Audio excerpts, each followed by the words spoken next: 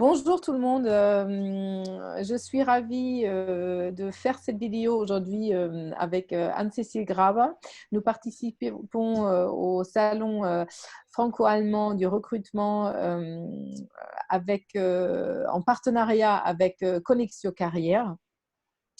Et aujourd'hui, nous tournons cette vidéo sur un sujet qui nous est particulièrement cher puisque nous sommes deux coachs. Et en fait, c'est le regard franco-allemand sur le rôle du manager pendant la crise. Alors, la crise, c'est quoi? C'est la crise, bien sûr, du Covid-19, la crise du corona. Nous sommes deux coachs. Anne-Cécile Graber, elle est française à Stuttgart. Mhm. Et moi-même, Svenja Krobocek, je suis d'origine allemande. Je suis allemande, je vis à Paris. Et donc, je suis coach à Paris. Donc, bienvenue à tous et on vous souhaite une belle et intéressante présentation. Oui, bonjour à tous. Alors, qu'est-ce qu'on va faire aujourd'hui, hein, la fameuse introduction. Aujourd'hui, on va parler en tant que coach. Donc, on regarde le monde en mode coaching, avec l'idée que l'on peut toujours faire quelque chose pour améliorer la situation, pour atteindre un objectif. C'est une vision positive de la vie, positive et optimiste. On va regarder d'abord les défis que les managers ont en temps de crise et spécialement en temps de crise Covid. On va regarder une clé qu'on appelle le triangle des relations et vous verrez ce que c'est. Et on va avoir un focus sur l'action en se disant mais qu'est-ce qu'on peut faire maintenant? Et donc on commence tout de suite On avec commence. Svenja. Tout à fait. Donc, du coup, on commence la première étape. Bon, le regard franco-allemand sur le rôle du manager pendant la crise, c'est surtout c'est déjà la première chose, c'est le premier step, c'est le manager, le rôle du manager. Donc, avant et après ou avant et pendant, c'est peut-être pas forcément la même chose parce qu'il y a beaucoup de choses qui ont changé. Quand on est en télétravail chez soi et on n'a plus son équipe, on a perdu les repères, on travaille dans un autre environnement et sur quoi se concentrer en fait, surtout quand la situation dure. Donc, nous avons là, vous voyez sur la slide, les aspects de l'intelligence émotionnelle, qui sont en fait la compétence sociale, la conscience de soi, l'autorégulation, la motivation et l'empathie. Et pour nous, en tant que coach, c'est sûr que l'intelligence émotionnelle est un facteur clé pour bien se sentir, pour bien travailler avec son équipe. Et c'est aussi une clé pour peut-être s'améliorer au quotidien et pour travailler tout en étant performant et efficace. Parce que bien sûr, le rôle du manager, c'est quoi? C'est montrer l'exemple, savoir travailler sous stress, s'adapter, être flexible et ben, l'intelligence émotionnelle peut aider. Quand on se concentre sur ces aspects-là, ça, c'est très intéressant et ça aide pour s'améliorer et travailler mieux. Garder l'équilibre aussi, c'est quelque chose pour nous qui est essentiel, je dirais, parce que, et donc là, on parle du triangle tête, corps, cœur. Donc, bon, il y a l'esprit, il y a le cerveau, il y a le cœur, donc ce sont les émotions, et il y a notre corps. Dans cette crise, pour nous, quand on veut bien s'adapter, être flexible, travailler, continuer ou garder le bon lien avec son équipe et avec son entreprise, c'est de respecter ces trois aspects du triangle tête-corps-cœur. Donc, comment je gère mes émotions? Comment je fais face à ces émotions qui parfois peut-être que je stresse ou je suis fatiguée, je travaille trop, je ne sais pas comment mon équipe travaille, etc. Qu'est-ce que je fais avec mon corps? Parce que bon, on n'a peut-être pas pu bouger comme on voulait hein, pendant ce confinement. Le sport, l'exercice physique, comment je m'occupe de mon corps? Comment je me nourris? Est-ce que je prête assez attention à mon corps pour être performant dans mon travail? Et l'esprit, c'est bon, est-ce que les pensées, est-ce que le stress, les pensées négatives sont dans la tête? Est-ce qu'elles ne prennent pas trop, justement, trop de place dans ce triangle-là? Donc, nous, on vous propose de regarder cet équilibre que vous avez et peut-être de vous poser la question, est-ce que c'est OK? Est-ce que à quel niveau je suis? Comment ça se passe chez moi? Et tout ça, bien sûr, je reviens au début pour montrer l'exemple à mon équipe, pour aussi peut-être transmettre quelque chose de ces informations-là à mon équipe et de performer, de continuer, de garder la motivation, de garder l'espoir, de garder la pêche et pour remplir mon rôle du manager comme il faut, comme c'est important et nécessaire. Tout à fait. Et on parle du rôle du manager. Et en fait, j'aimerais aborder aussi ajouter la fameuse histoire du triangle des relations pour essayer de comprendre le fait qu'on n'est pas seul. C'est-à-dire que le manager a son rôle et on vient d'en parler. Et en fait, il est dans un contexte. Et son contexte, c'est sa relation à l'autre. Donc l'autre, ça peut être la personne qui est dans son équipe, ça peut être son supérieur hiérarchique, ça peut être aussi les personnes avec qui il vit, puisque maintenant, dans la crise du Covid, on se retrouve enfermé chez soi, même si maintenant les restrictions sont moins fermes. Mais il y a cette relation à l'autre. Comment je construis cette relation à l'autre? Et on n'est toujours pas seul, c'est-à-dire qu'il y a le manager et les personnes avec qui il est en lien, et il y a le système, ou on peut dire aussi l'entreprise dans laquelle le manager travaille. Et il est important, en fait, quand on pense à son rôle en tant que personne et en tant que manager, de se dire je ne suis pas seule, je suis reliée à l'autre et je suis reliée à ce qui est un peu difficile à définir, c'est l'entreprise. C'est cette intelligence commune, c'est ce savoir que l'on a dans l'entreprise, ces compétences. Et comment je m'aligne à l'autre et comment je me connecte. Et donc ça, c'est ce qu'on peut voir aussi qu'on va voir plus profondément dans la relation à l'autre et le système et l'entreprise. C'est sûr. Et c'est de ce point-là que je vais parler là, que je vais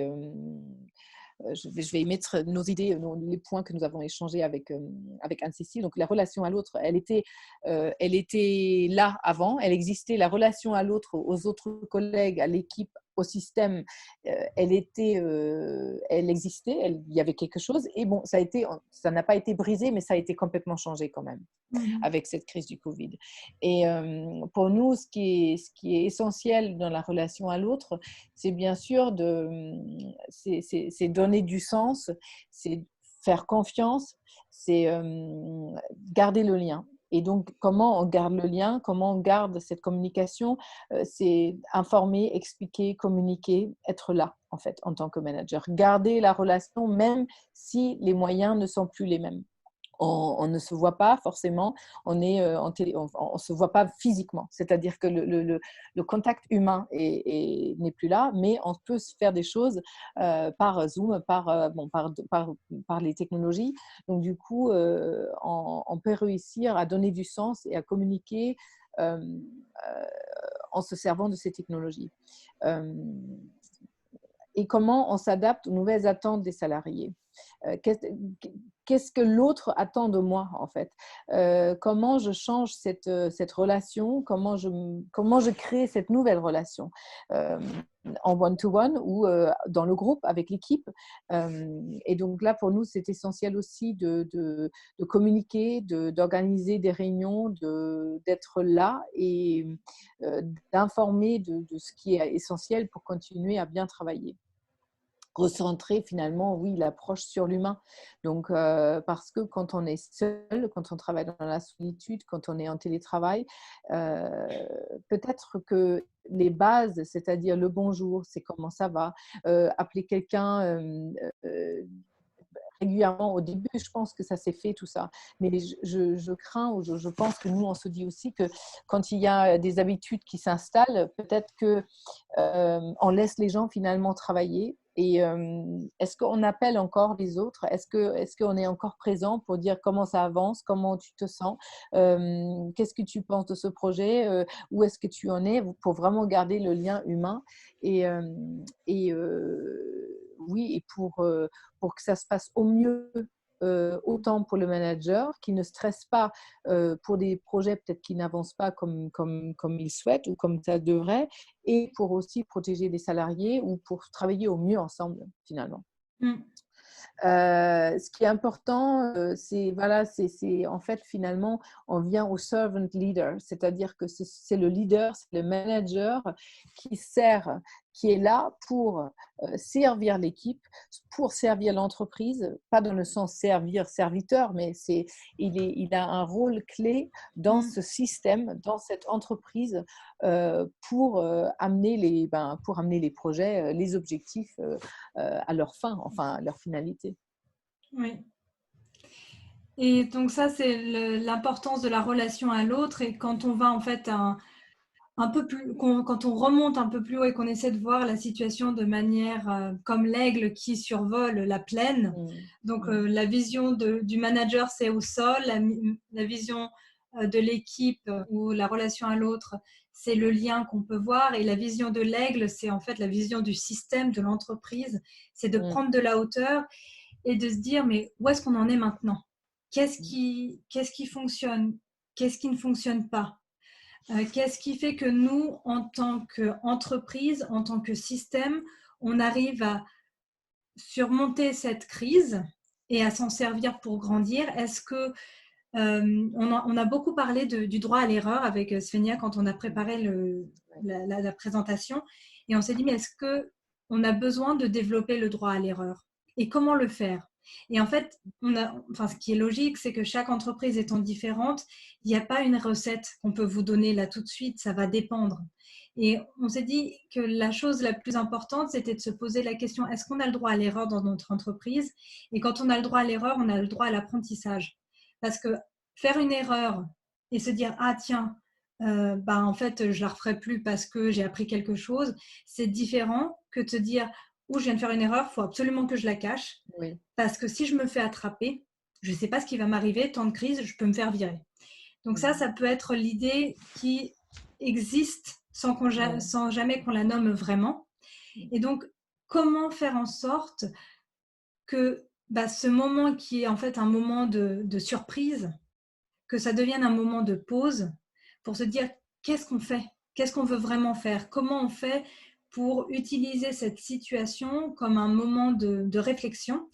Et c'est là, en fait, où on trouve qu'il est important de développer le dialogue, d'ouvrir, en fait, un espace d'échange et d'écoute. C'est-à-dire que laisser parler les gens pour qu'ils laissent leur stress, qu'ils puissent extérioriser leurs inquiétudes et leur stress, c'est bien. Les écouter, c'est bien. Et le mieux, en fait, c'est essayer de trouver ensemble des solutions. Parce qu'on peut aussi très vite partir dans la plainte, mais la question, c'est toujours qu'est-ce qu'on fait? Comment on fait pour avancer? Et quand on parle de dialogue et d'écoute, on parle aussi de partager des informations.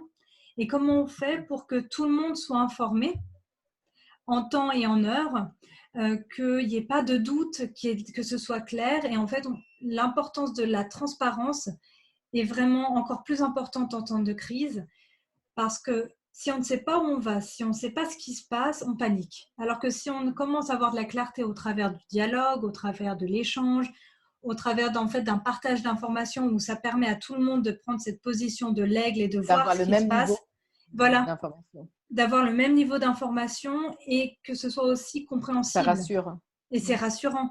Parce que quand c'est tout à fait ça, c'est l'histoire de rassurer en temps de crise, et que si c'est des mots très techniques, parce que c'est des aspects financiers que tous les employés ne sont pas capables de comprendre, parce que des fois c'est très haut niveau, c'est de pouvoir l'expliquer à tout le monde. Il faudrait pouvoir expliquer les problèmes à un enfant de 5 ans, et si vous arrivez à l'expliquer à un enfant de 5 ans, tout va bien. Et donc l'idée, c'est comment vous faites pour partager cette information pour qu'elle soit compréhensible et pour que les gens puissent se rassurer en l'utilisant, mais aussi savoir quoi faire. Et il y a cette idée aussi, si on donne beaucoup de transparence, si on donne de l'autonomie aux gens, ça va être la catastrophe, ça va être le chaos. Et c'est là où on trouve il est important aussi de dire, bah oui, mais il faut mettre des limites. Surtout que là, on se retrouve dans une situation quand même extraordinaire où on ne peut plus voir Donner un les gens. cadre, hein. Ouais. Oui, ça c'est sûr. Voilà, de donner le Donner cadre. le cadre, c'est essentiel. Et ça, c'est de dire, voilà, on a nos Key Performing Indicators, KPI, c'est ce qu'on doit faire à telle date, ça, ce sont nos limites. Si ça n'est pas fait, que se passe-t-il? Et c'est de donner des conséquences claires, que tout le monde sache, en fait, les règles du jeu, c'est quoi?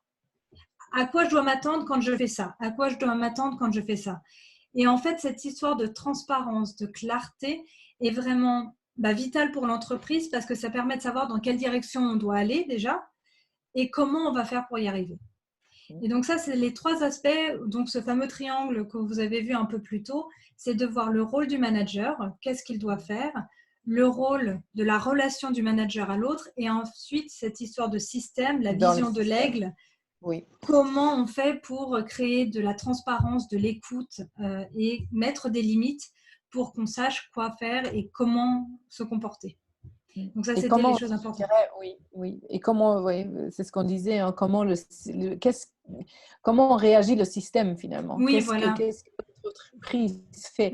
Et d'aller à l'information aussi, demander et d'observer, de se mettre peut-être de prendre du recul par rapport Tout à à ça. fait. Ça peut aider beaucoup aussi pour déstresser et pour retrouver du sens dans le travail et de se dire, bon, c'est peut-être aussi une certaine période seulement. Donc, Oui, relativisons. Donc, bon, ça donne un temps de pause. Et je pense que tout des à fois, fait. la pause s'impose. Donc là, c'était un bon moment de faire une pause, de Oui. regarder. Et il y a des choses qui sont peut-être devenues évidentes, enfin, qui sont ressorties lors de la crise. Et c'est une super opportunité de pouvoir regarder les choses en face et dire, OK, c'est ça la situation, qu'est-ce qu'on fait? Voilà. Tout à fait, c'est ça. Bon, et donc du coup, ça nous amène à notre slide final. Donc, si nos idées, si notre partage vous inspire, que vous soyez une société ou un ou une salarié, manager, nous sommes donc, comme on disait, hein, 2 coachs en Allemagne et en France.